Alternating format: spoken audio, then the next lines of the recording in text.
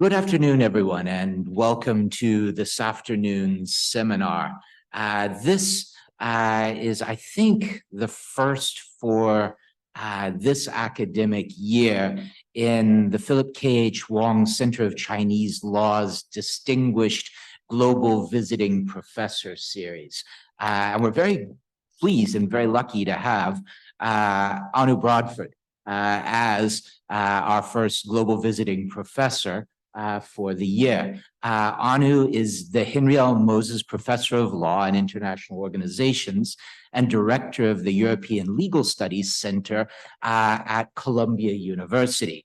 She's going to be talking about her new book, which I am extremely pleased to say that she carried a hard copy all the way from New York with her, though the good news is that she's getting rid of these as she goes so that her luggage will be lighter on the way back. So Anu will speak and we'll have a few minutes for a Q&A at that point, but we also have three commentators with us from the Hong Kong U Law faculty. Kelvin Kwok, who is Associate Professor and Associate Dean for Academic Affairs at the Faculty of Law. We have Jed Kroncke. Jed is Associate Professor and Deputy Director of our Asian Institute of International Financial Law. And Haochen Sun, who is a professor here at the Faculty of Law. And we'll have time after all of that for a bit of open questions and discussions. Anu, the floor is yours. Excellent. Thank you so much, Douglas. And thank you all for coming. It is really a true delight and an honor to share this conversation with you. So this is a book about the United States. It's a book about China. It is a book about the European Union, and it is a book about our broader digital world. So I was particularly pleased with this invitation so that I can bring the conversation also to Asia and really look forward to your questions and comments on that. So the digital empire starts from this premise that there is an increasing consciousness around the world that digital economy needs guardrails. It needs rules, it needs governance, and we cannot anymore leave it to the tech companies alone. But there doesn't seem to be any consensus on what that regulated digital economy ought to look like. And the book argues that there are three primary ways to think about digital regulation. So there is the American market-driven model. There is a Chinese, what I call a state-driven model, and there is a European rights-driven model. So if I quickly walk you through how I describe these models. So the American market-driven model is premised on this idea of the free internet, free market, and incentives to innovate. So it reserves very small role for the government and in practice often hands over regulation to the tech companies. So it reflects this American intuition that doesn't trust governments and trusts the private sector more. The state does intervene occasionally, especially in the name of national security, but in general, that is a very much of a private ordering that is reflected in the American market-driven model. China, on the other hand, is the Chinese government is focusing on maximizing the technological prowess of China. So its goal is to build China to make sure it is a technological superpower, but it also leverages technology as a tool to maintain political control. So the Chinese Communist Party leverages technology for surveillance and censorship and propaganda in order then to maintain social stability in their country. So the Europeans are often then described in a public conversation of sort of being forced to choose between these two alternative worlds that are provided by the US or China, the two technological superpowers that then leave the rest of the world to the mercy of that choice. And I argue in the book, and that's the first claim then, that the EU is not forced to nor willing to choose between the state-driven model or the market-driven model. Instead, it has its own third way forward, which is what I call a rights-driven model. And it really is reflected in this human-centric view of digital transformation, where the protection of the fundamental rights of individuals, the preservation of democratic structures of the society, and this notion of a more fair distribution of the gains from the digital economy take a center stage.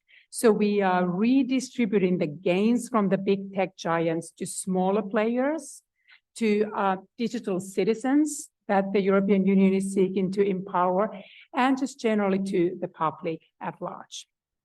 So these are the three models that are the starting point then for the argument. But why do I call the three digital empires? And that the title reflects this notion that none of these three regulatory models are confined to the jurisdictions themselves. Instead, each digital empire is actively exporting its regulatory model across the global marketplace. So they are exporting it all using their particular strengths. So the United States is primarily exporting the private power of its tech companies. So you have companies like Meta, whose app Facebook is being used by 3 billion individuals in 160 countries. So over 90% of the search queries around the world are done using the American company's search engine, Google. So the American private power has really provided the basic ordering for the digital society as we know it today. China is primarily exporting its infrastructure power. So it's building digital infrastructures across Asia, Africa, Latin America, parts of Europe.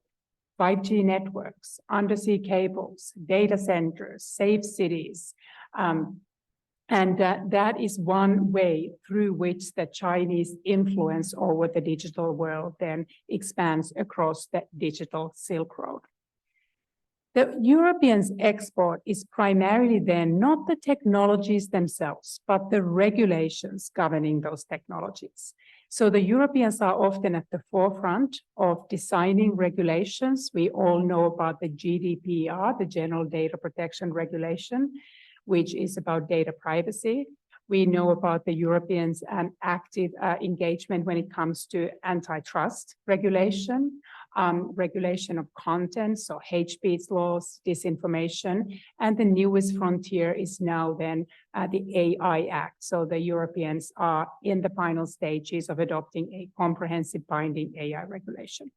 So how does this also then become a global product? Is the talk of the subject of the topic of my talk on Thursday, the Brussels effect. So I'm not going to go deep into that, but just very quickly, the logic of the Brussels effect is that since the EU is one of the largest and wealthiest consumer markets in the world, and there are very few global companies that can afford not to trade in the EU. So as the price for accessing the European market, they often then need to adopt the European rules. But it is often in their interest then to expand and extend that European rule across their global conduct and global production, because that way they can avoid the cost of complying with multiple different regulatory regimes. So all the EU needs to do is to regulate the European digital market. And it's often then global companies that are exporting those European digital regulation to other markets as well. Okay, so now that we have three digital empires exporting or contributing a different layer to the digital governance, that already then leads to my second major argument, which is that we don't necessarily see a digital world sort of splitting into these different spheres of influence, whereby we would have a Chinese internet, an American internet. Instead, we have many markets, what I call sort of battleground states, where you have the US providing the private companies, China providing the infrastructure, and Europeans providing the rules that govern those companies and that infrastructure.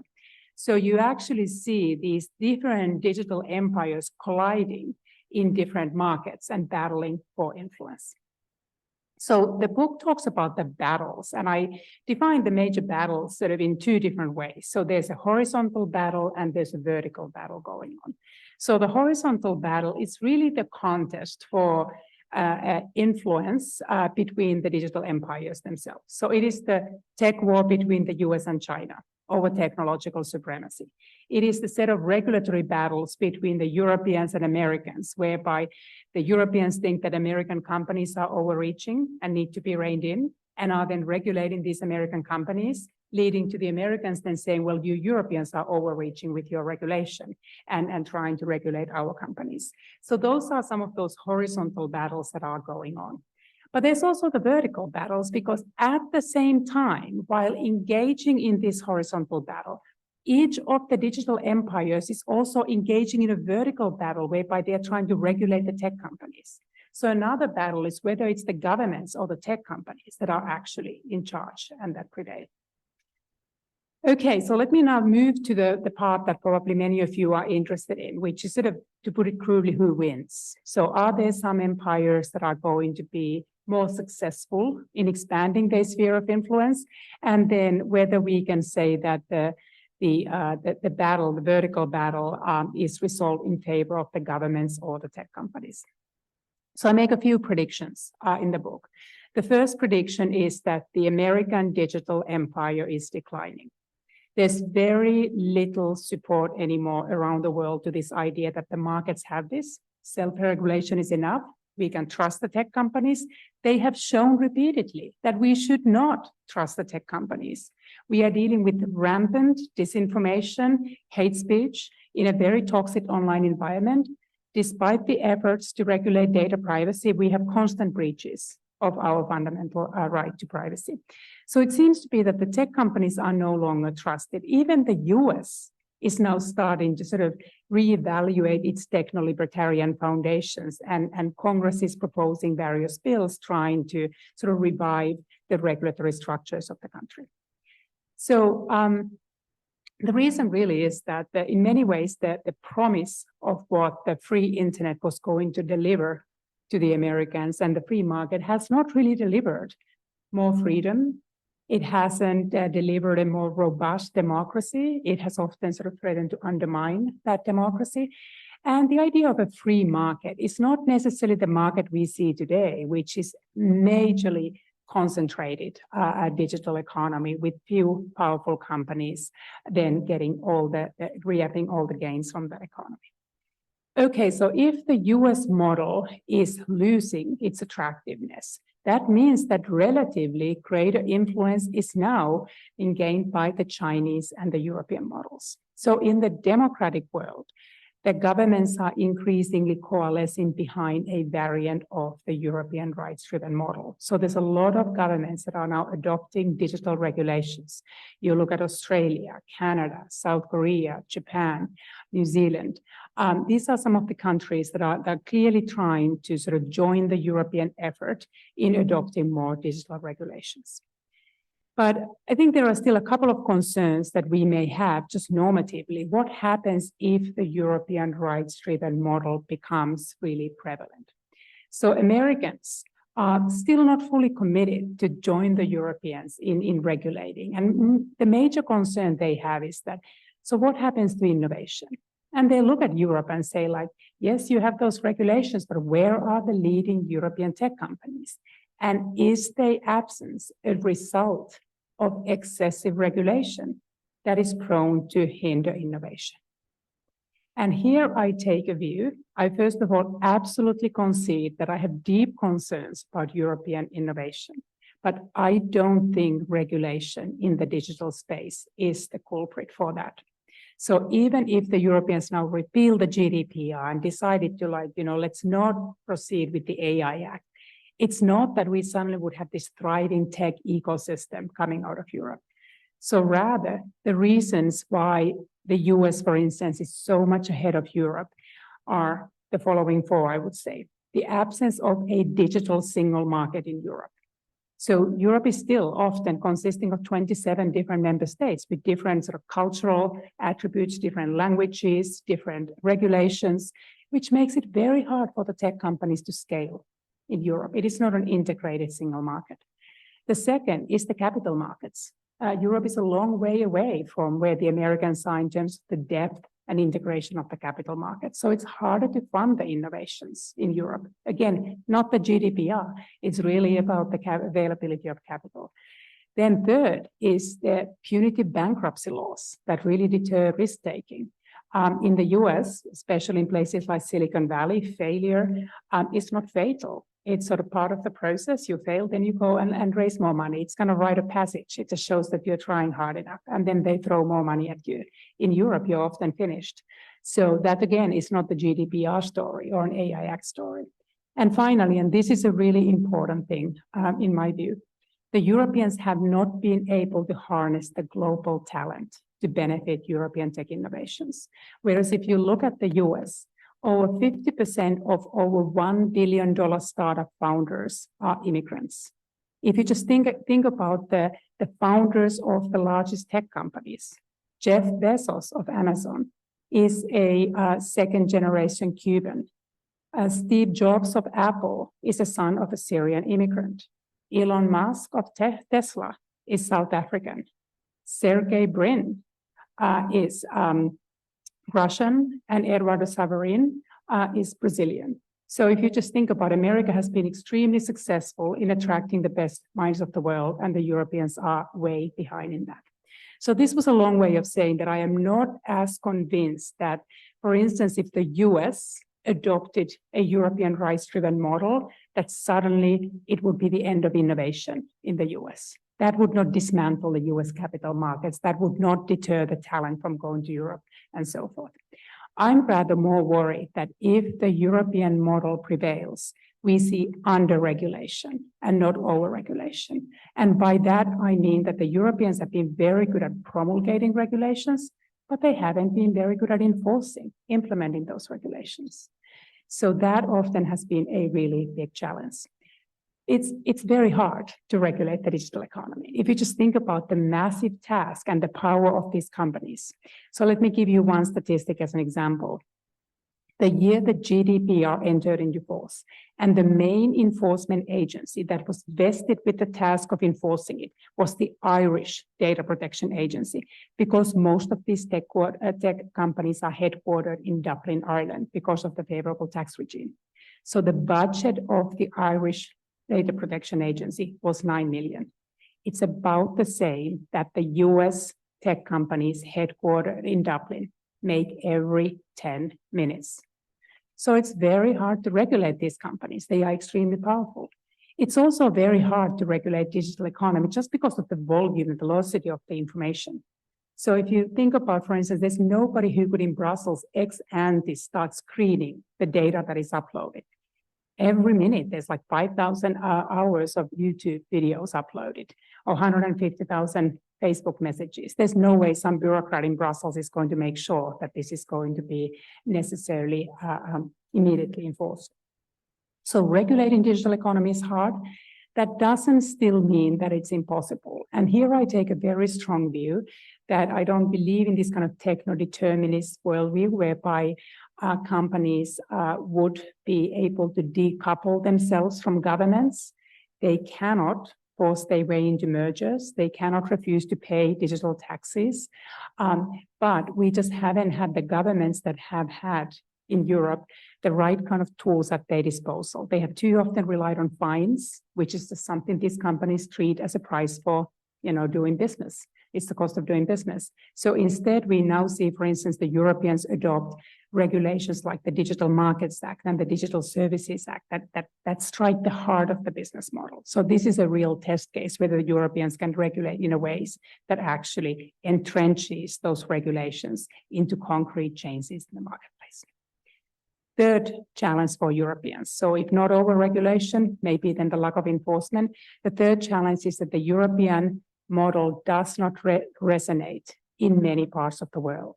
So there's a lot of authoritarian governments or authoritarian-leaning governments or developing countries that find the Chinese model much more attractive and better suited for their needs. So the Europeans have a harder time persuading the rest of the world that the rights-driven model is the right way to go, especially because there are many governments who say, when the Europeans and Americans, for instance, tell them to abandon the Chinese infrastructure, to say that, look, you don't provide us an alternative. We need a path to digital development. China is providing it. Their infrastructure is good and it's cheap. We're going for it. There was also an attempt, I thought it was interesting, when the US government was trying to persuade Malaysia not to accept Huawei and basically said you are going to be susceptible to spying by Beijing. And the Prime Minister in Malaysia said, what is there to spy on in Malaysia? So everybody doesn't as deeply share the concerns that Americans share and the Europeans share about issues like data privacy. So a lot of the world is turning towards more authoritarianism, and that makes it very hard for America and Europe, then especially Europe with this model, to persuade that is the one that everybody ought to be following. There are also a couple of issues that I think it's very interesting why China has certain advantages over US and the EU. So one is this idea that the US has always told the world that freedom is necessary for innovation. And if you choose the Chinese model, you choose control and you will not choose innovation. But China has shown to the world that freedom is not necessarily inconsistent with innovation and both can coexist. So there are many countries who say that, look, we follow the Chinese model and we can have both. We can have thriving innovation and we can have political control. And that works just fine for us. The second concern that the Europeans and Americans have is that Americans have a hard time legislating. So any efforts to actually start regulating the digital economy have not been successful. Europeans, as I recognize, have a hard time enforcing. The Chinese don't have a hard time legislating, and the Chinese don't have a hard time enforcing. And that makes it also sometimes harder to sell the model whereby governments around the world are looking at how Europeans and Americans are dragged into these long legal battles that they have a hard time winning. So that is now the setup where I then end the book, is that I see that the world is sort of abandoning the American market-driven model, and we see this bifurcated world, to some extent a bipolar world emerging, whereby a lot of democratic countries are coalescing behind a European rights-driven model. A lot of authoritarian leading countries are coalescing behind a Chinese state-driven model. And we have this battle between sort of techno-democracies and techno-autocracies. And here, I think the biggest challenge for the Europeans and Americans is that there is a basis for their cooperation. Americans are increasingly using democracy as the most important sort of principle around which their foreign policy is built, which also then provides an impetus to work more closely with the Europeans. But the Americans and Europeans need to worry that if their goal is, as it often is, that liberal democracy remains a foundation for a digital society, they need to realize that that goal can be lost in one of two ways. So first, it can be lost if the US and the EU lose their horizontal battle to China. But it can also be lost if they lose their vertical battle to the tech companies and cannot find a way to pass regulations or enforce regulations, because that would lead to the conclusion that the real digital empires are either authoritarian governments or the tech companies. And that is a really disconcerting conclusion for countries like the United States and for countries across Europe. So that is the challenge that I leave those countries with. And maybe I like now turn it to the commentators and we can discuss any aspect of the book. But thank you so much. Thank you very much for that, Anu. I think a very nicely drawn picture, both of the book, but as well as of these interacting pictures. I've got some questions, comments, but I think I'll leave those, and I think I'll instead pass over the floor to the first of our commentators, Haochen Sun. And I should say that Haochen and his co-editor, Anupam Chandler, have a new book on a related subject on data issues coming out very, very soon. So Haochen, the floor is yours. Thank you. And you are one of the book chapters. Thank you. So it's so exciting to have Professor Bradford give today's book talk. And I have a quick story to share with you before I share my comments. Actually, I placed an order of the book few weeks ago at Amazon.com, and I was very excited that I made it. I was about to pay, right? But then the message popping up, it says that this book could not be delivered to Hong Kong. I was very surprised. This is a city with a full-blown market. So how come the book could not be delivered to Hong Kong then? So when I arrived at in this conference, I saw how thick and how heavy this book looked like. Professor Anna, would you like to show the book to the audience? Maybe that was so my husband said, I said it's intimidating thick when I first saw it. The European version is even thicker because they use different paper. I needed to check whether the American version misses a chapter. But my husband told me, like, honey, it calls empires. You cannot write a thin, thick book about empires. But I thought it might be other reasons because this is such a sophisticated book, right? So I was thinking about maybe was it because I placed the order in the United States? Was it because regulated by the U.S. government? No, but as the book shows, the U.S. follows the market rules. Then what about China then? State-oriented regulation.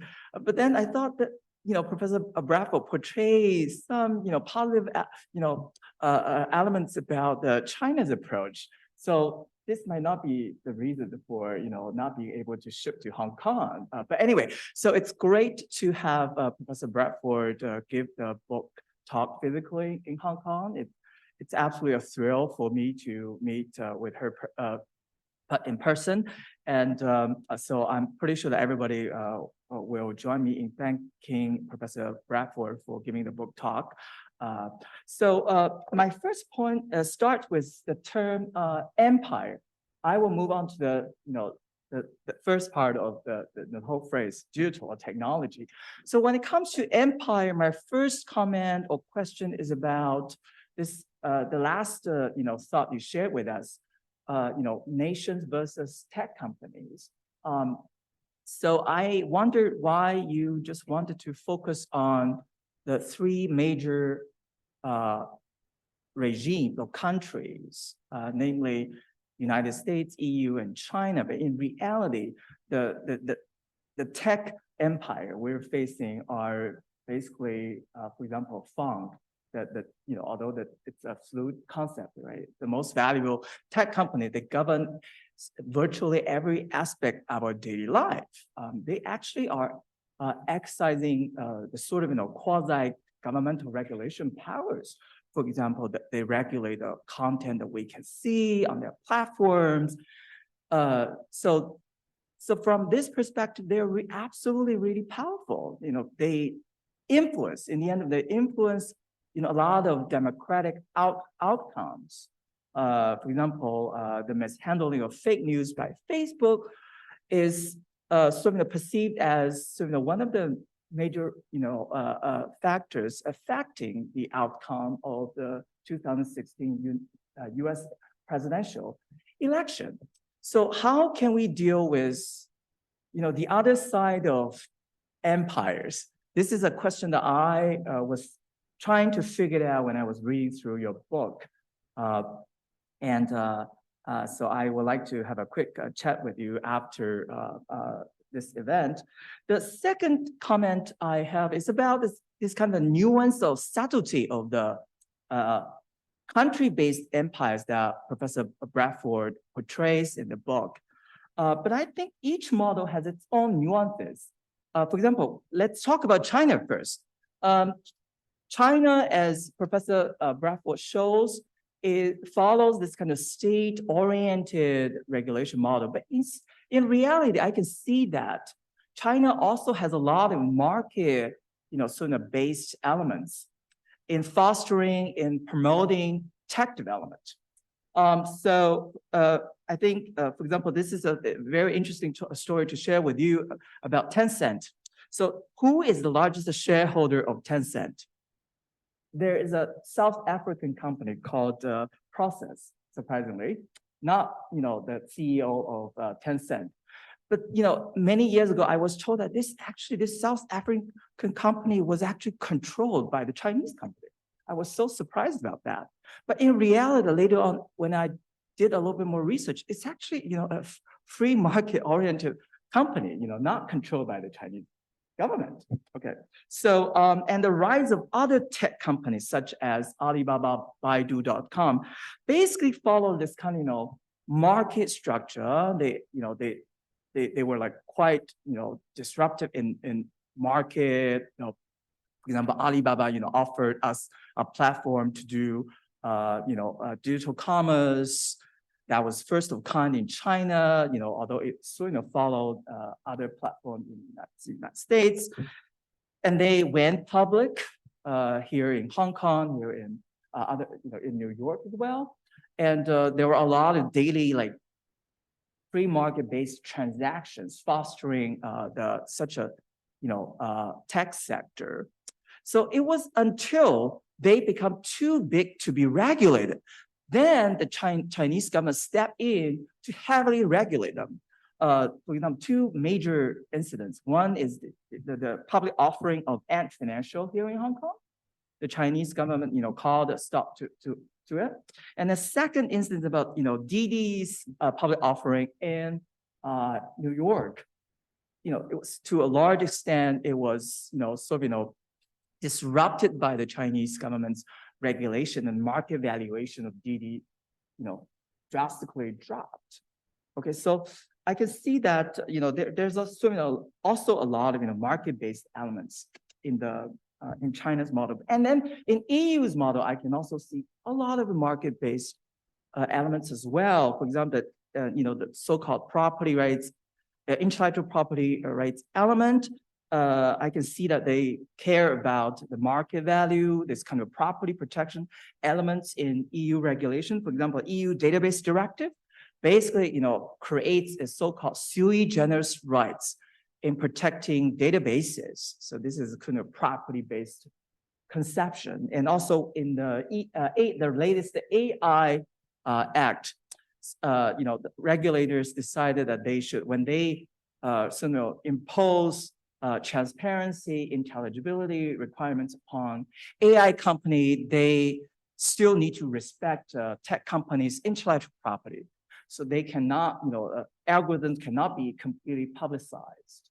Proportionality sense should be imposed so that these companies' intellectual property rights over their algorithm, their large language models should be fully respected to a large extent. But what about United States? I can also see this kind of, state-oriented element quite a bit, because of the rise of the so-called, national security concerns, or the rise of the US-China tech battle. For example, the ban of TikTok in the United States, the proposed ban, largely shows that, well, it's so, to a large extent orchestrated, through the states instead of market. If it is free market, then United States should welcome every single company from the world as, immigrants from other countries that, CEOs that Professor Bradford mentions. And there are other kind of regulatory, bills that have been proposed in the United States. For example, the Transparency of Algorithm Act, things like that. So it seems to me that there are also state oriented elements in the United States as well. So my question for Bradford, Professor Bradford, would be, how can we deal with this kind of nuances of each model? And then my third comment about the empires would be, how can these three major empires cooperate so that we can avoid the Third World War? The Third World War will seem to be the war in the tech zone instead of this kind of the using of really atomic bombs or the deployment of soldiers. So but I can see that the tech war, the Third World War in the tech war zone will be even more serious than having a physical war. What if we shut down the internet? What if we do not allow people to speak freely, across the globe?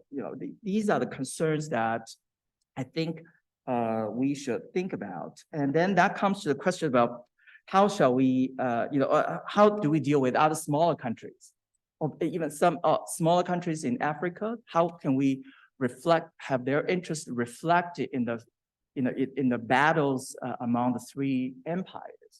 How do we sort of engage some bigger countries such as India and Brazil in the global order of, imposed by the three empires? So these are also the questions that I have in mind when I was thinking about how to deal with the global order that the three empires have attempted to achieve.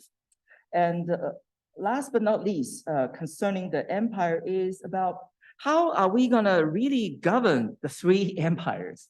Is there anything that, sitting on the top?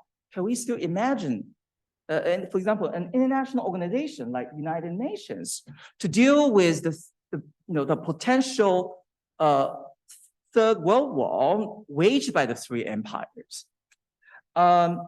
Due to the fragmentation of international orders and relations, I'm quite pessimistic about that. But still, I think, for example, United Nations has been, in the book, Professor Bradford tells us that UN has been calling for cooperation, and other international organizations are trying to stay engaged. But I wondered, how can we achieve that?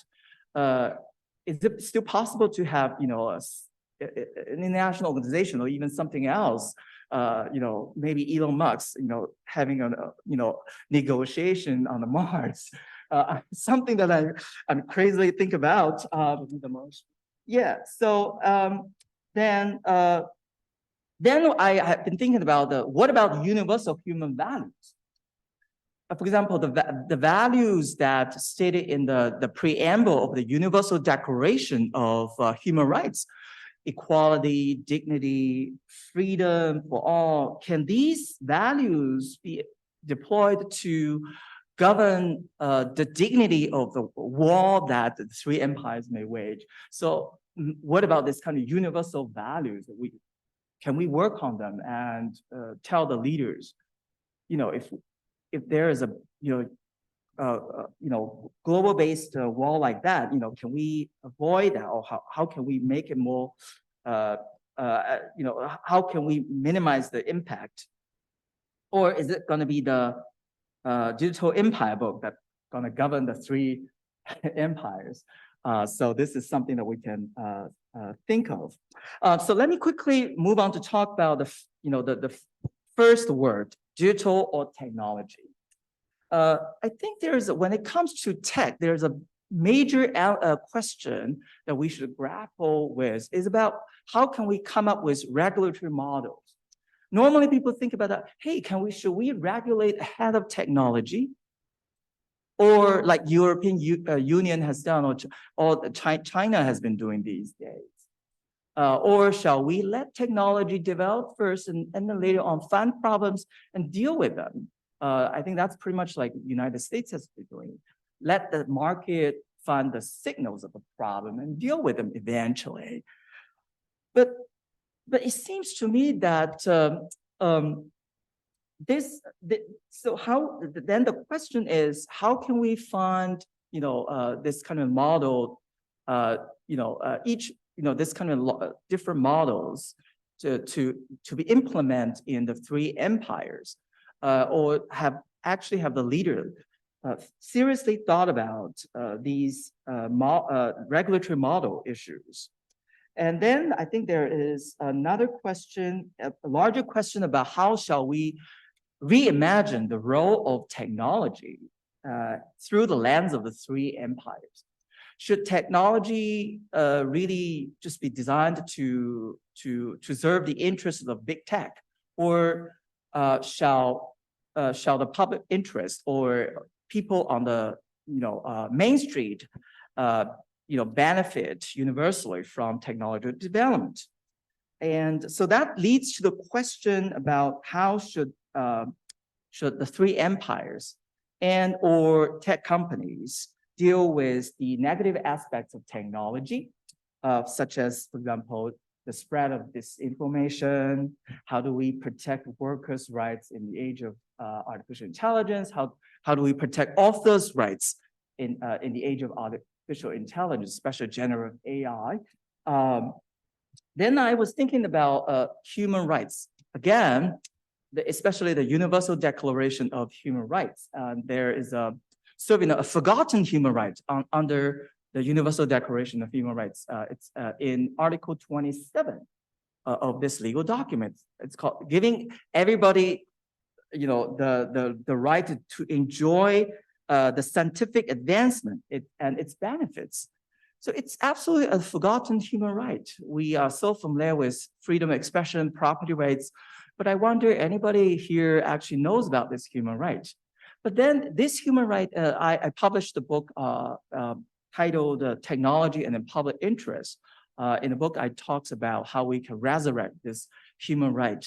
And the larger picture, I think we should still bear in mind is about a whole range of economic, social, and cultural rights that we should care about in the technological age. So I think the advantage of a China-based model and EU-based model, they're known for protecting the so-called economic, social, and cultural rights. But then in the market-based model in the United States, such human rights are less protected. So then there is an ultimate question we need to ask about how can we push the United States and also the other two major countries to protect really important human rights in the for example in the age of AI so I'm pretty sure that Professor Bradford's book will absolutely shed a lot of light on these issues.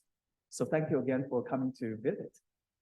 Thanks for that, Haochen. And I think you've covered a lot. And I think what I'll do is I'll ask Arner to come in at the end as opposed to, because I have a feeling that some of these will come up in others as well.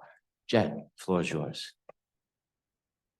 Is this working? All right. Well, again, sharing and the thanks for coming to Hong Kong to discuss the book. And when I was reading through the book this weekend, one of the things I really liked about it is that it grappled with a lot of these sort of policy prescriptions that people care about, but it also showed that almost all of these are downstream from a lot of big ideas, right? And that's one of the things that can sort of get lost in the trees, right? When people have these debates. And so the book sort of moves both, right? And actually this weekend, I also discovered that like Apple TV is doing a reimagination of Isaac Asimov's Foundation series. And it reminded me of when I was a kid reading I, Robot and the Foundation series and all these science fiction, authors that are increasingly prescient now. And part of why they're so provocative is like the book is they sort of do something that fiction can do, which is they essentially take an issue like technology, and then they take some concept of human nature, and then they take that to its logical extrapolation. Now, again, most of those extrapolations are pretty dystopian, right? And they lead to things like we can't have AI, we can't have robots. Humans can't deal with this. There isn't a way of tinkering through from a policy level a solution to this. But that's not the world we live in right now, right? We don't sort of regulate things from let's ban things and then slowly release them. They're just like everything's released and we sort of work backwards. So I thought I would sort of focus on three areas where the book really talks about these potential futures in a sort of big idea way, right? So the first one is the future of governance. I think this is part of what Haochen was talking about is that the book shows that each one of these models is mixed in a way, right? They introduce these things. I mean, I'm sort of like the law and political economy representative on the faculty, like the US model, right, has privatized elements, but I got a lot of other elements as well. And I think what the book shows is that we're in the sort of like post end of history world where regulatory architecture is a choice. Okay? There's nothing that's natural or inevitable or heading towards one direction, which is sort of in the 90s and the 2000s was so sort of powerful.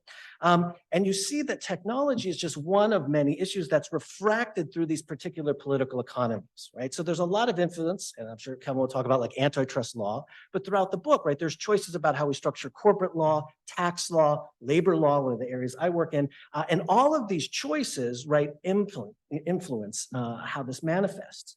So I think in the end, there's a bit in each one of these models talking about sort of like, what is the nature of the state in this post-end of history world? So I think it's been about 20 years since Anne Marie Slaughter published her, New World Order. So that didn't happen. it didn't happen, right? We now are in sort of transnational elements are there, but there's all these questions like the state is relevant, but how is the state relevant? Right. And so each one of these models works through how the state is relevant in this area, and particularly as you focus on its vertical relationship with corporations, right, in a very sort of mixed way. The second part then is sort of the future of innovation. So I think, and I think some of, when I'm reading the book, right, coming from the US, I can sort of see sort of the conversation of pushing back, right, of being in a US law school where certain of these ideas about the end of history were so powerful in the last years when I was coming through the system. And you really ask profound questions about like, where does innovation come from, right? And you sort of discussed that, but also like, what is innovation? Right. I remember we had this discussion, these discussions about like the EU didn't get threads. And I was like, all right, they had a different advertising consumer delivery model. Is that innovation, right? What is that? Is that something that we sort of aspire to? What is it that we're really concretely worried about losing when we say lack of innovation? I think now we can more openly say that people didn't say before, military technology, right? That's open there, but also like GDP, right? In a very protectionist way. If we don't have Apple, then someone else has Apple, but we can't all have Apple, right? And that's particular market share. So I think there's really a lot here about thinking through these issues. Like you make the argument in the book, right, that redistribution is good for innovation, right? That's the opposite, right, a way in which a lot of things have been framed recently. And it sort of gets at this issue about, well, we don't really know what development is right now, because traditionally there was a lot of this, okay, there's a middle income trap and we have to help countries get past the middle income trap. But nowadays we're all stuck in a high income trap, right? We don't know how to further spur innovation and development. And a lot of the things you emphasize, right? Immigration, education, public investment, even different types of things like bankruptcy law. These are all part of a mix that no one really has an answer to. And I think at the end, sort of what ties into the sort of next transition is this idea that, we know that technology is no longer emancipatory, right? In any sort of like direct or unilinear way. But we don't know the answers about like why, right? There's a lot of people we could point to from the 90s, who just said, had this very techno-utopian ideas. And we may say that like, well, we don't accept these ideas now, but we really haven't gone through a process like, why did we think that? And what's wrong with the way that we were thinking as opposed to, oh, it didn't work out that particular way. And I think this leads into the third, which is about the future of democracy, right? And this is part of conversations that we have here all the time. A lot of the book has sort of China there operating sort of in this contrastive role, right? And it sort of sits in some ways for the rise of authoritarianism in the context of democratic backsliding. And there's a similar story, right? We had modernization theory, sort of techno-utopianism and modernization theories were these two big ideas that were dominant in the last few decades. And now we're like, oh, modernization theory doesn't work. But it then jumped to the sort of national security geopolitics without asking these same questions. Like, what did we think about law, its relationship to democracy, its relationship to markets that made us think that, right? In the same way, we haven't had this conversation like, what did we think about those things that made us think technology was going to liberate everyone? So there are these big questions that are sort of asked in the book, but they're framing that in a way that people don't want to have those conversations right now because it's very easy to fall into a national security discourse, right, in that particular sense. But there has to be something wrong about how we conceptualize the relationship of these things at a very deep level, right?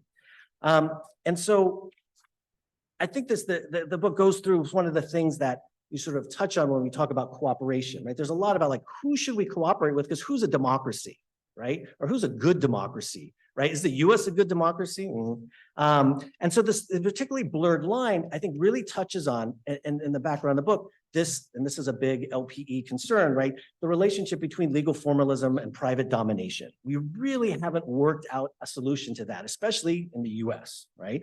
So when we look at different countries, right, we can talk about formal democracy, right? But what is the substantive reality in which people live?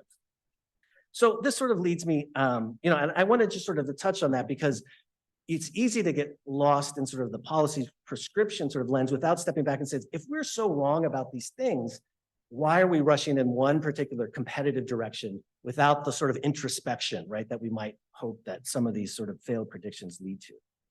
So this is my main question for Arner, is this, in the book, I get this feeling, right, that one of the main thrusts is like the US model is failing. Right. And again, this is where I get sort of the situatedness, right, in a in a faculty and in an academy that's very confident about a lot of these things for a lot of your career. And it seems like you emphasize the US is broken, not because of a particular legal infrastructure. There are good things, right? Like bankruptcy law promotes innovation, right? But when it comes to these big questions, all on an empirical basis, all these answers were wrong about how these things operate, at least in how they were sold. And then sort of the EU comes in, it's like, okay, well, if we go down this route, we're going to lose to China, and we don't want to lose to China in some larger geopolitical, if we value liberal democracy.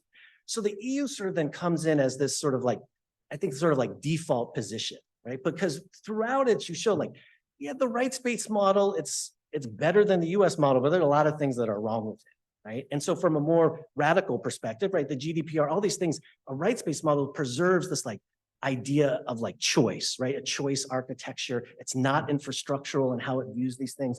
And I sort of, in reading the book, get this feeling like many people have, like, wouldn't it be great if we had a democratic activist state like the Chinese that could do things in a way that could actually deal with these issues? And I wonder if that's sort of, if there is sort of like an ideal type in that sense where you would hope that we could sort of transcend these particular things, because the science fiction question then comes back at the end, right? The science fiction answer to almost all these things is like, yes, because of all these reasons, human beings fell into a dark age after they accessed these technologies and things didn't work out, right? And it's, if we go down the US way, we're maybe going to get something very dystopian, Blade Runner-esque like that. And the EU's there, but is it really up to the challenge? So it's like, here's where it's like, I understand the descriptive sort of force of the model, but I'm wondering how much of it is actually a direct sort of implication of this more pragmatic sort of reality that you're looking at that doesn't really reflect, in an ideal type that you could imagine that would be able to take on these sort of elements of like the Chinese, state, and something that's like looks quite different. I think maybe because I don't like rights-based models for infrastructural problems, and it seems like there's some of that as well. So is that really going to be, is the EU model enough, right, to win this particular battle, right? Especially because the this is this thing, the infrastructural investment dynamic that you're talking about with China, that's a long-term game plan, right? Like, the idea for a long time is that the US sort of private power ideological influence was a long-term game plan, but it's sort of very easy to short circuit. So in the context of all these shifting ideas, the book really sort of lays out how those sort of play out in the technological context, but it sort of left me thinking about what you really wanted, right, out of this in a bigger sense. Thanks for that, Jed. And once again, some great points. And you've also, I think, tagged the title for a great book, which would be The High Income Trap. Yeah, Arner, you've got a lot to think about there, but maybe I'll give you a few minutes to see what you'd like to respond. So first of all, fantastic set of comments. So thank you so much. There were a few overlaps, especially in Haochen's and Jed's comments. So let me maybe touch on those. I think you're absolutely right that none of the models are pure. And I try to go to the pains in the book to show like why I can still defend the categories, but how none of the categories are absolute. So absolutely, the Chinese model have strong market-driven foundations. If you look at the success of the leading Chinese tech companies, you don't necessarily trace that success to Beijing, but often to Silicon Valley, including private American money that has fueled China's tech success. And the EU is fundamentally a neoliberal project. So a lot of these regulations are driven by the goal to integrate the single market and open trade there. So very much market-driven components there. If you look at then, and I think this is something that Jed mentioned, there's a lot of state-driven thinking in the US, especially now when the national security geopolitical lens is driving the tech policy, but also the origins of many of the US tech companies. The funding often came from the Department of Defense when the US was investing in the country's tech development at the time of Cold War, and then increasing also economic competition with Japan. And then there were sort of commercial spin-offs of that tech development that initially had more of a state-driven foundation. Now, I have been often pointing out that the US itself is undermining the prevalence of the market-driven model by essentially playing Beijing's game. The US is very active with export restrictions, investment restrictions, both inbound and outbound. And you mentioned the attempts to restrict TikTok, for instance. That is not the market-driven model. So the US has very much shifted how it is playing the game. Europeans are also increasingly concerned about their strategic autonomy, technological sovereignty, and that is pushing the Europeans to think about issues like, should we actually have data localization? Do we need to also, like the US and China, push more money, like pour more money into sort of subsidy-based development of technologies? So we've certainly entered, and this is a little bit, I think Jed said it really nicely, we've sort of entered the new era of history, where sort of we are redefining the boundaries between the market and the state. And the state is definitely very much back in all parts of the world. So sort of I think what something that Jed said, that whether the EU is the default choice and whether it can actually work really well. So I think ultimately the normative takeaway in the book that I say is that the reason that the EU is doing well is that the American model is seen as too permissive, the Chinese model is seen as too oppressive. So the Europeans are providing the kind of middle way for many countries. But at the same time, I'm often associated with a very positive image of the EU, but I think those who are the EU's biggest champions need to also be its most honest critics. And I think there's a lot to criticize with how the EU has failed to follow the path to innovation. So even though I think the EU is winning in many parts of the world, in the democratic world, the sort of the ideological battle, the sort of the idea of the model is more accepted. There's still a lot that it takes to operationalize that model so that it can prove its worth. Because otherwise, even if the EU has this kind of ideological victory over the American model, it's going to be a hollow victory. If the EU cannot enforce, then it is the American market-driven model that is prevailing in practice, even at the moment when the Americans themselves are increasingly trying to turn away from that model. But what would it then take for the EU model to succeed? And there I do emphasize the importance of US-EU cooperation. If there is the US has this way of framing this very forcefully as a kind of the battle between techno-democracies and techno-autocracies, and the techno-democracies need to have a united front to confront China.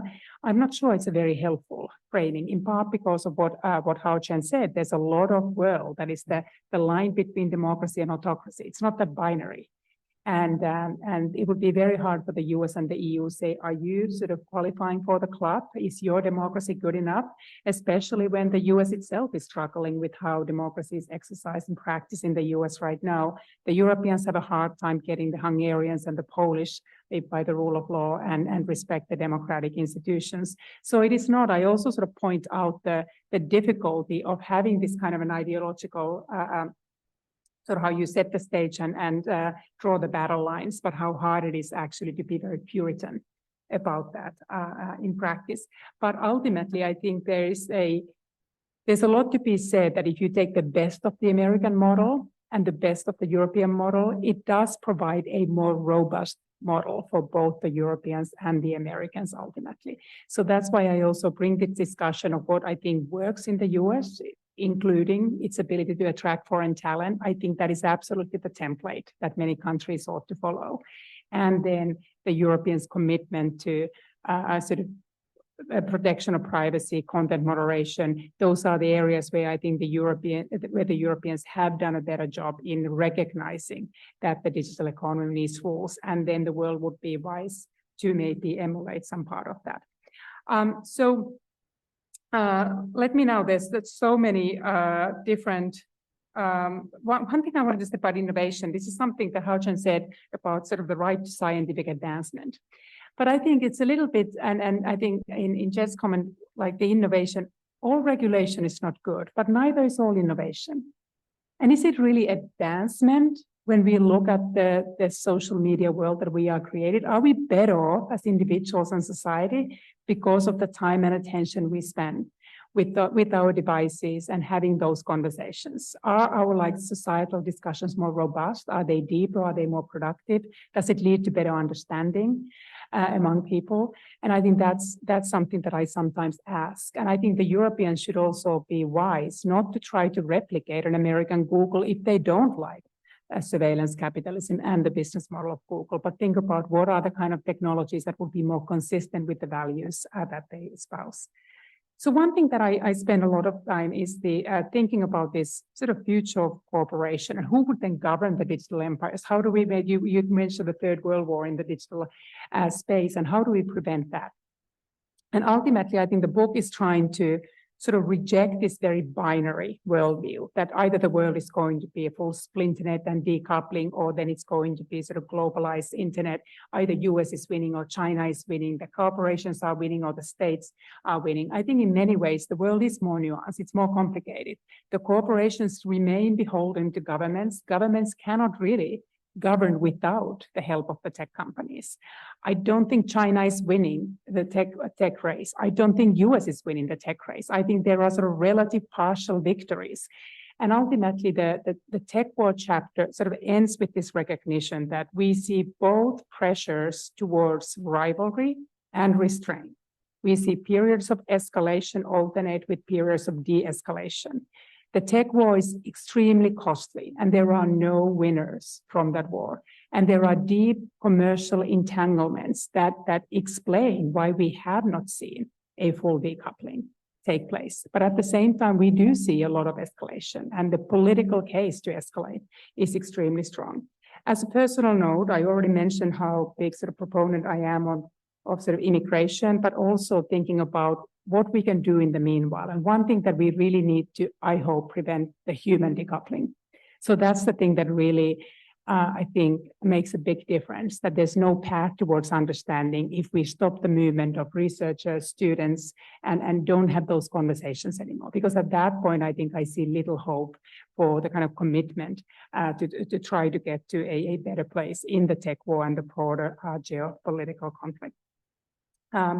So I think it's a very big question, Kelvin, on sort of what is the ultimately most effective way of doing it. And I think it's a really important question because there's sort of limited political capital that can be spent on regulation. There's limited resources and you can't do it all. There is no way that the United States will rewrite its antitrust law, overhaul Section 230 that is basically giving the liability shield to companies, adopt a federal privacy law, and have an AI Act in place. So what would they do? So I think it's very hard to predict. Many, including my colleague Tim Wu, would probably say that antitrust is almost like a Swiss Army knife. If you can reduce the power of these individual companies, reduce the concentration in the economy, all the other problems are less significant. It's just like when something goes wrong with content moderation, everybody's not exposed to it. When Facebook would, like if Facebook was smaller. So there's one sort of theory that antitrust would be particularly helpful. Some people say that AI is the most important to get right because that amplifies all the existing problems if AI is not properly governed.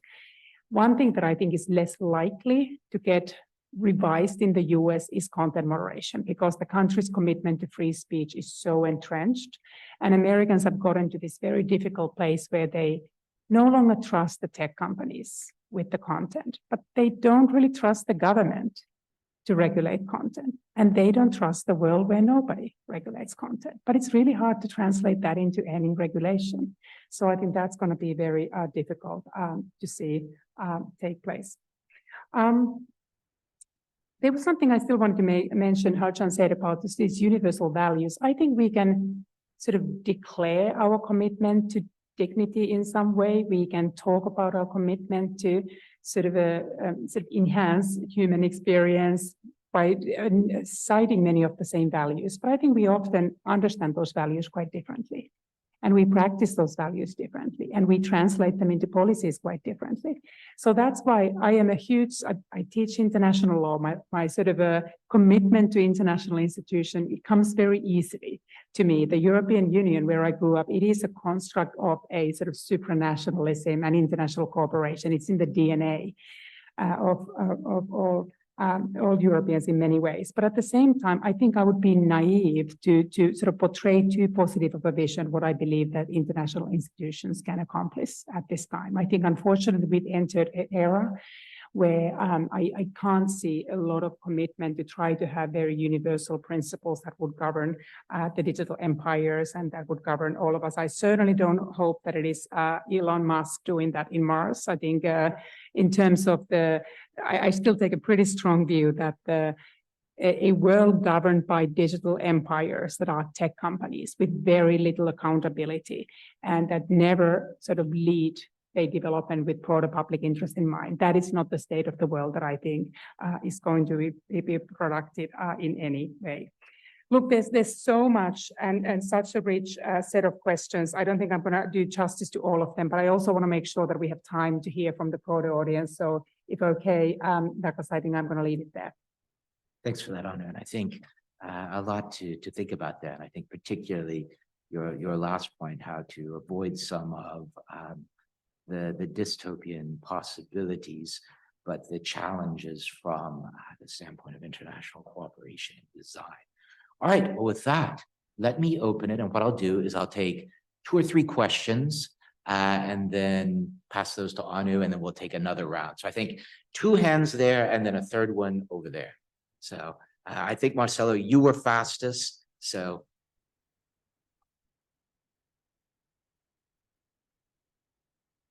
Yeah, and just a note too, please do use the little button that Marcelo is using to turn on. Thank you very much. Because the acoustics in this room are bad. So there you go. I'm Marcelo Thompson. I am here from the Faculty of Law as well. I thank you very much, Professor Bradford, for the presentation of a most interesting work, and for my colleagues for the comments. I have 2 simple questions. One is regarding the divergence that we arguably have, and to a large extent have, between the EU and the mainland system, right? The Chinese system. Do you see, nevertheless, areas in which we can increasingly see a convergence between these 2 regimes, right? Are Europe and China really that distant from each other, or are they inching ever closer to each other without particularly the European Union acknowledging that this process is actually going on? And the second question is the following.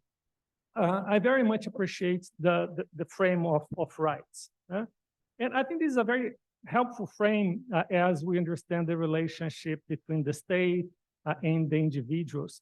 But is this also, or between individuals and platforms, but is this also a helpful frame as we understand the relations between states and platforms?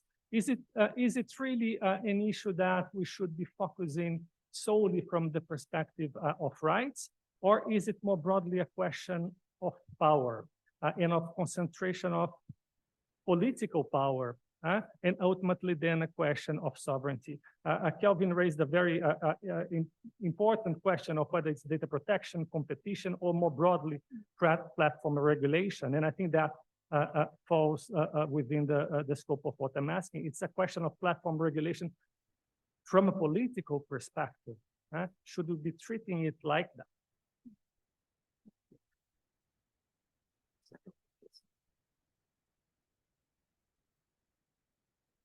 Hi, first of all, thank you so much. I thought that was very insightful. So I'll keep my comments brief. First of all, you mentioned quite a few countries that are following the EU approach to have more regulation. And I just think that there might be some room there for further research, because it seems that different countries are taking different approaches. Just a very simple example would be Japan. The very powerful Japan Business Federation, Keidanren, came out and said they have reservations about the EU's AI Act. So that's just one example. My second comment is about Finland, where you are from, Singapore, where you just came from, and Ireland, which you mentioned, and of course, Switzerland. So these are all these small, open, advanced economies, which, and I'm sure you've read the book, Too Small to Fail. So I just wonder, in this digital empire, like, what is the role of these small, open, advanced economies? Do they have a particular role to play? And I think that's quite interesting. And lastly, as a former finance official in Hong Kong, I'm actually very interested in what you think about how digital empires will affect Hong Kong. So I don't know whether you know, but in Hong Kong, in order to access OpenAI's ChatGPT, we actually have to use a VPN these days. And in there was a time when we were courting companies like Prada and Samsonite to list in Hong Kong. But when I was in government, we launched the weighted voting rights reforms to attract tech companies mainly from mainland China. So we also have the Belt and Road Conference going on these few days. So is Hong Kong's future a cosmopolitan future, or do you think it's going to be mainly China-centric? Thank you very much. We'll take these two and then we'll take these two next. Excellent. Very, very good. So, Marcella, thank you.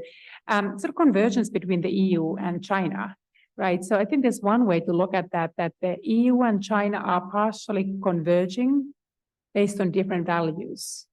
And the US and the EU are diverging based on same values. So for instance, US and the EU are both committed to democracy, but they often then implement their rules in a way that, for instance, the EU takes down or forces the takedown of some content online in the name of democracy, whereby the US insists that content to stay up, citing the very same rationale, the democracy. But China, for instance, has moved towards sort of banning price discrimination, certain sort of consumer protection related rights, the privacy sort of the rules that ban the exploitation of consumer data, where I think there are many similarities with the EU. But then there are also big differences that the state does not have the same kind of restrictions in its ability to access the private data, whereas the state is subject to those rules in the EU. So I still think that there are differences in how China implements a state-driven model, but that doesn't mean that those models wouldn't have anything similar. And I think if there's one area where the three empires are not totally opposite is antitrust and kind of like trying to control the degree of concentration. The US does not able to translate that into legislation, but if you listen to the debates, it's not that far removed from how China is thinking about antitrust and how the EU is thinking about antitrust. It's always when you choose a word, and I was spending a lot of time before I settled on this market-driven, state-driven, rights-driven, fully acknowledging that it's going to be somewhat incomplete labeling. There's no single label that ultimately to me was more descriptive, but I spent a chapter in explaining each of them. And there I have the opportunity also to sort of be more nuanced about what I understand with the rights-driven model and recognize that ultimately it is also about kind of sovereignty of individuals, but I frame it more as the rights that you're sort of empowering the individuals with more political rights, with more economic rights, with more informational rights, with more cultural rights. So you can still use the rights framing, but I understand that it can be sort of unsatisfying in some domains of digital regulation. Yes, so the different countries, I think Japan is a really interesting example for you to bring up, because I think many other parts of the world are not fully aligning behind sort of single empire. So Japan is often between the market-driven model and the rights-driven model. It often shares many of the European values, but it's less willing to use binding regulation in implementing those. So if you look at the way Japan discusses AI, many of the words are actually identical with the Europeans, but then there's more of a reliance on sort of voluntary norms. And I think there are many examples of Singapore. I think is a prime example where you see a lot of state-driven characteristics, but then also you see as a small open economy, they've always been very averse to regulation. That this kind of market-driven instincts come very, very naturally to them. I think the small countries and what is their role. So I'm from Finland, 5 million people. I'm always a big champion for small countries, but ultimately there's only so much. It's hard to be an empire when you're that small. So ultimately you are more affected by empires rather than having your own sort of imperial expansion and your views. You can be a very important laboratory. And what I've said in the EU is that the EU is a really powerful tool for the small countries to use the EU as a leverage. So there are many instances where the small countries have managed to be the kind of laboratory that shows like, this is how we tested the regulation. It gets picked up by the European Union, and then the Brussels effect can export that to the rest of the world. That's not as well available for Singapore. I don't think Singapore, with its AI Verify or other tools that it has developed, is really going to set a global template. At the same time, in the kind of the world where we don't really know, for instance, how AI is being regulated, I think that small, nimble countries that can develop interesting governance models and that are associated with thoughtful science-based governance like Singapore, there could be sort of elements and discussions whereby some of those approaches can get traction, but you need to kind of get it adopted by one of the bigger countries for it to really to have the influence. Look, the question of Hong Kong is probably what I would pose to this room. This is one of the things that I'm really hoping to learn this week, because when I left the US and I said I'm coming to Hong Kong, people say, well, Hong Kong is China and there is no difference. And if you don't go to mainland, you go to Hong Kong, is there any difference? And I think that's one of the issues I'm hoping to report back and probably bring a little bit more nuance to the conversation than the one that is very much the conversation where I left. So I didn't know that Amazon does not deliver the book to Hong Kong. I know that you are Googling and there are many differences still that in terms of the sort of where I would already observe differences to mainland. But it's one of those that I think I am not competent to answer and predict where sort of the future will be. There's the narrative in the US that Hong Kong is inevitably on the path to move closer and closer to China, which would then lead to the observation that probably the state-driven model is going to get more traction in Hong Kong. At the same time, I am not in a position to predict what happens and whether there are countervailing forces that then would sort of maintain that the differences that are here today will continue to exist going forward. Thanks for that, Arner. And let me take, I think, probably these last two. Stephanie, you were first, and then, yeah. Thank you so much. If we can't or we shouldn't rely on large tech companies to regulate themselves, how do we close the information and understanding gap? To frame it slightly differently, if we can't rely on them to regulate themselves, how can we rely on them to educate legislators and regulators? The vision that came to my mind as people were asking questions and as you were talking was Mark Zuckerberg in front of the US Congress and thinking, if this is such a fine calibration we have to make between encouraging innovation, but at the same time regulating for the public good, and this is a very delicate balance we have to strike. Yep. Is there any hope for us if we're relying on the tech companies to just explain their technology in the first place? Yeah. Yeah, thank you very much for this very illuminating talk. And my question largely stems from something that was mentioned by one of the panelists as well. I believe they mentioned, major economies that may have not yet, entered the whole status of tech empire, like the mention was made of, let's say, Brazil or India. So my question was, do you think that perhaps reducing the degree of polarity that exists within these, among these tech empires would somehow, reduce or diminish the possible negative externalities of a potential tech war? And if so, what sort of contextual factors do you believe would be relevant for them when making a decision on what sort of the three major approaches to adopt among these tech giants, or if you think that there's any specific one way that would be easiest to adopt, which one of those three methods would it be for countries like, let's say, Brazil, India, or even, let's say, something like the African Union to adopt? Should I take those two? So terrific, the information gap. And it's actually really common now to hear when you talk about AI is that the governments the technology is too complicated, it's moving too fast, and there's no way that the regulators keep up. And I recognize and see where the concern is coming from. I think especially just the speed with which the technology is moving is making kind of a moving target, which just means that the kind of regulation that works better is one that is more agile, that is more nimble, that is more open-ended, which obviously means there's going to be a trade-off with predictability if you give them more discretion to the enforcers. But ultimately, I think that's the only way to do it. And it also speaks for having a close sort of dialogue with tech companies. But this is now what the US is exclusively relying on. It's the market-driven model in full action. Yes, they come to White House, they agree to a blueprint. They say that, look, we have our own internal controls and we've got this. So this is exactly, I think, what the market-driven model would predict. And it's partially reflecting the fear that the regulators say that, look, we don't know the technology well enough to regulate.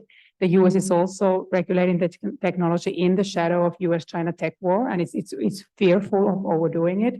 But I am not too sympathetic to this argument that the lawmakers just don't understand it well enough. We regulate a lot of issues that are very complicated. Our lawmakers don't know how to build planes, yet all of us think that it's okay to regulate airline safety. We regulate pharmaceuticals. Our lawmakers are not capable of developing vaccines or drugs. So in that sense, I think there is still an argument that they do need to be able to develop, to legislate. And when it comes to AI, it's only partially about technology. So one of the European approaches is that to this, why we justify that the European Parliament and the Council are now moving ahead with regulation, is that this is not just about technology, it's also how technology affects fundamental rights and democracy. And the Facebooks of the world are not the experts and should not be put in charge of democracy or fundamental rights. They are some of the least competent entities to be regulating in that dimension. So ultimately, I do believe that there needs to be not the kind of sort of thinking that it needs to be either the governments or the tech companies. The governments are going to be in charge. They need to be in charge. The companies don't have a veto, but there needs to be a dialogue because the lawmakers need to be educated so that they can craft the kind of regulation that is actually, not stifling innovation, that is effective and that is enforceable. So very good. Then I really like, and if I had sort of the other 300 pages, I think there would be much more in India, there would be much more in Brazil. I think those are exactly the questions and something what are still shortcomings of the book and something that you mentioned. There's a lot of countries in the world and it would be really interesting to delve deeper into this. Just one word about my philosophy on writing is that I never write to say the final word. And I really hope that the work is generating and the others can build on that. And I think there's tremendous scope to really examine the world outside of the three digital empires. I do think, though, that we see different strategies, partially depending on the capabilities and the size of the country. So going back to smaller countries, but going back to countries like India and Brazil that can actually, use a lot of leverage politically. And India can be very selective when it decides to align itself with the US, when it decides to take its distance. It has been pretty harsh in regulating Chinese tech companies. Many of the Chinese apps have been banned by the Indian government. India has been, for instance, following Europe with pretty extensive privacy protections, yet it also pursues data localization in a way that is very state-driven, very much like what the Chinese government is doing. So some of these countries say that, look, it's not necessarily that India is a fourth empire. I don't think that there would be like a fourth different perspective that is bringing to the table, but it is borrowing very selectively and adopting it to its own needs. There are many countries, small ones, for instance, that they just don't have the capacity to regulate the complex digital economy. Kelvin was just mentioning all these different, is this an antitrust issue? Is this a privacy issue? These are big calls to make for many of these countries. And many of the small countries are quite happy to free ride, for instance, on what the Europeans are doing. And there's a very pragmatic reason why, for instance, European legislation has been immensely influential in Latin America and in Francophone Africa. It exists in French, in Spanish, in Portuguese. All the rulings exist in those countries, all the guidance exists in those countries. And it's just very easy then in those languages. And it's very easy to copy that template. So you don't necessarily have the resources for a smaller or less resourceful government to really kind of sit down and say, if we start from scratch, how do we regulate our digital economy? And especially the US doesn't really provide an alternative. If you want to have a privacy law, there's no federal privacy law in the US. So you look at the EU. And that is often then sort of more prevailing partially because it exists. And the US just cannot really sell anything in the alternative. Thanks for that, Arner. I think a very good point to wrap up today on, not least because you've sort of set out a flag for your next presentation here on Thursday, talking about your previous book, The Brussels Effect, which looks at exactly many of these issues. I wanted to thank everybody for some really good comments from the commentators and a really good discussion from the audience. And if you would, join me in thanking Anu for an excellent discussion. Thank you.